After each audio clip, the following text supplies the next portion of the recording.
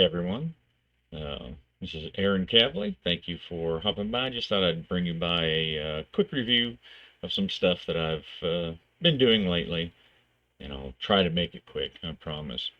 The My son was a backer of the Hero Forge uh, Kickstarter recently to upgrade to have I guess the color miniatures. I guess that's what the main Kickstarter was about. And as a backer, he got a couple of free codes, and as a birthday present, he gave me one of those codes to use my to make a custom miniature. And for those of you who don't know, Hero Forge is one of a couple different companies where you can go and design a miniature on their web page, and they will print it out and ship it to you.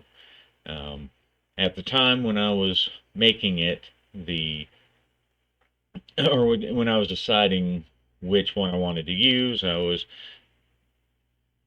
enjoying reading the Solomon Kane RPG. So I thought, well, I'll make a Kane type character. And as far as periods go, I really like the Renaissance as a role playing setting. So, without further ado, on the left, you will see what the character looks like at the Hero Forge creator, the web page where you can put the stuff in. I'm not going to go over how to use it. It's pretty simple, and it's just heroforge.com. But anyway, you can go and you can change all the poses and the different equipment, the types. You can make cyborgs or monsters. They've got like wolf uh, bodies and things like that you can pick, different types of races and bodies. Um, and as you can see, there's a lot of vivid colors there. Now on the right, this is my actual miniature that I got in the mail just the other day. And I read some various reviews about it, about the quality of it, and some were good, some were bad. And to me, I, I mean, it was free to me from my son, via my son, so it was not that big of an issue. But I thought I would just give everyone a look see as to the quality. Give my camera some time to adjust here. My fingers are all black from making terrain. Alright.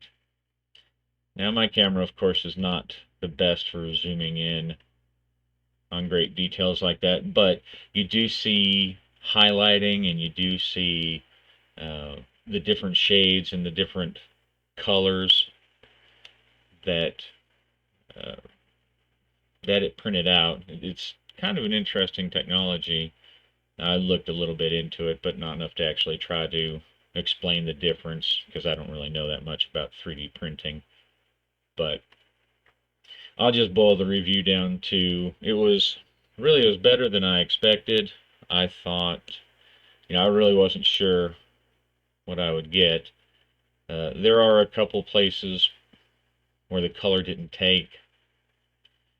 So I think there's one under his cape.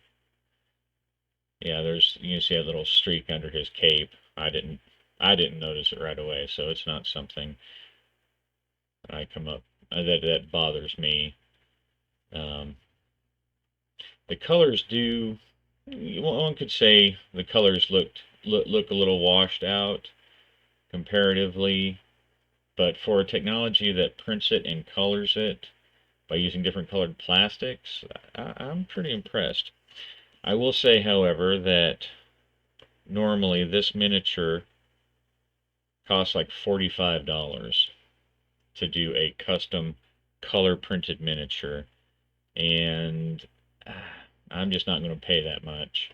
You can get them uncolored, which they're still kind of pricey for what I would pay. It depends on how much you want to spend for a custom miniature that's going to look exactly like what you want. And I'll say as I'm getting a little older, my painting time is a little less. The appeal of having ready-made printed color miniatures is appealing. If I had the money, it would maybe be a good option. I'm gonna just drop a comparison of one of my recent um, miniatures that I painted. Again, apologize for my lack of camera-ing.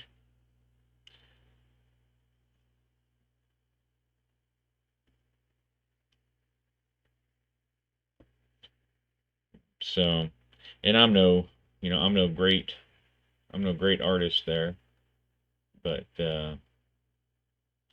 as an option, I'm not really here to pass judgment one way or the other. Just to show, just to show what it looks like, because I know there have been several people when I was looking, hey, how good is the Hero Forge colored minis? So I, I'm sufficiently impressed that, like I said, did I have the funds or whatever, and I might revisit for uh, another another miniature, special miniature, maybe sometime in the future. One thing I will say also that Hero Forge does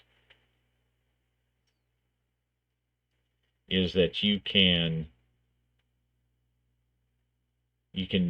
take your heroes and actually like download screenshots. All right, so if you're wanted to cut and snip and make them into uh, virtual tabletop tokens, and if you subscribe, uh, like they have a monthly subscription, and if you do that, then they also they will provide you with the um, they'll provide you with downloadable tokens and everything. So get that little animal hair off out of my shot. Uh, they'll provide you with tokens and screenshots and these high def downloads of your character portrait. So, and I made several just because it's fun. Frankly, my kids when I was first kind of playing around with it, trying to decide, which one, my kids, they went and they started making all sorts of different characters, and I did some myself. Some of these I made specifically just to use as tokens. Of course, now that I got this guy, our campaign is running to more of a Viking theme, and so I don't really have any Viking theme. But I just thought I would show you guys that. I'm going to do another different quick review here um, for something else I recently got.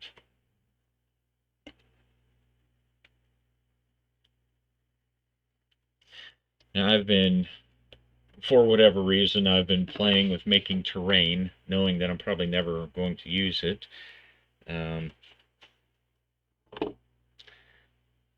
Just gonna show. I've been watching all these different YouTubers, uh, Dungeon Crafters Guild, and Professor Dungeon Master, and Scotty DM, just making these things out of foam.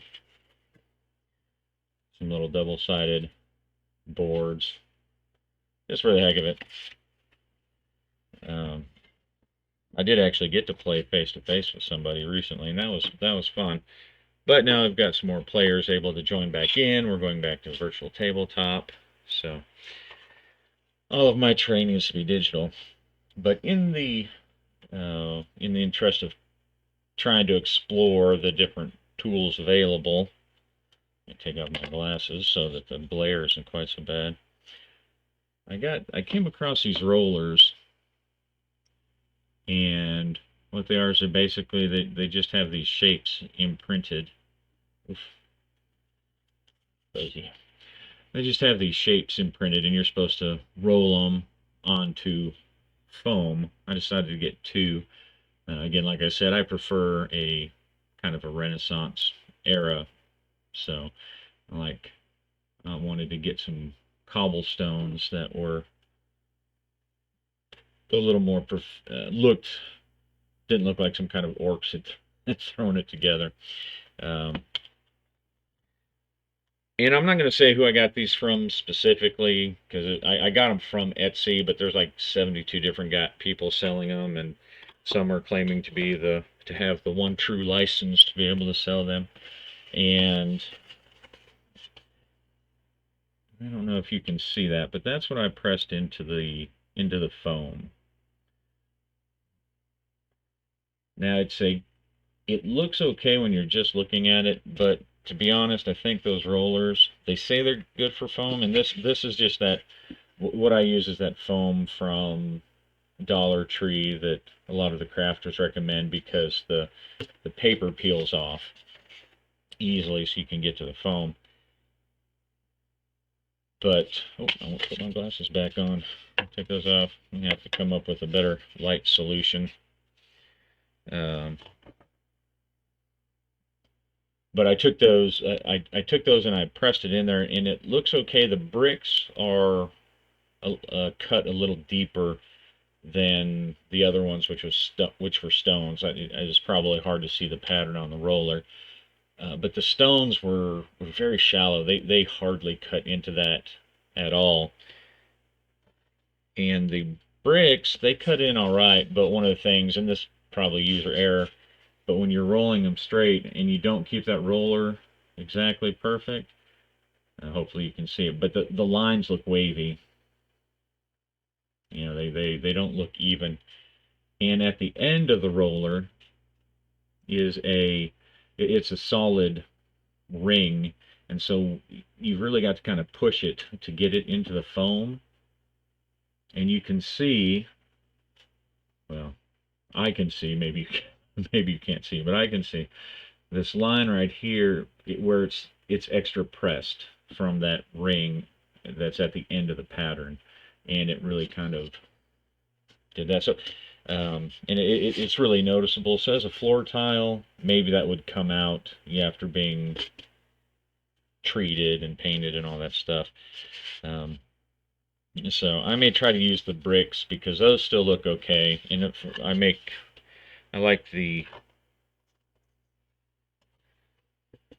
like the half-size walls, uh, so they don't block the view and everything.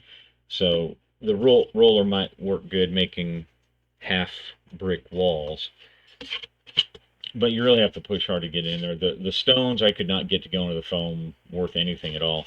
And even though you can see this when you're looking at the foam, I'm not sure that it's really deep enough to like take the washes and stuff to fit in there. I'll still have to experiment with it, but as far as foam goes, I would probably recommend a pass on those rollers, or maybe it's my own lack of knowledge on how to take care of it, but that's my view on those. Um, they probably would work great, like if you're using some kind of clay or that Milliput or something like that. The oven baked polymer clays. I can't remember what the brand name is now, but so they're good. The rollers themselves are sturdy. You know, they're well made, and there's a ton of them out there. So I think it would probably be better for, like I said, some kind of clay projects. Some of them I think would have a really hard time cutting into foam, and maybe they would work better on that XPS, that extruded foam, the pink or blue stuff. But I don't I don't see that would be the case. So anyway, that's me talking about things I've spent my money spent my money on recently. Um, just in case there's someone out there looking for YouTube, hey, how are those rollers for foam? But thanks for stopping by. Hope you enjoyed it. You know, click like if you did. Like I said, I don't buy too many things, so I won't have a ton of reviews, but they're kind of fun to shoot. And anyway, enjoy your gaming. Have a good day.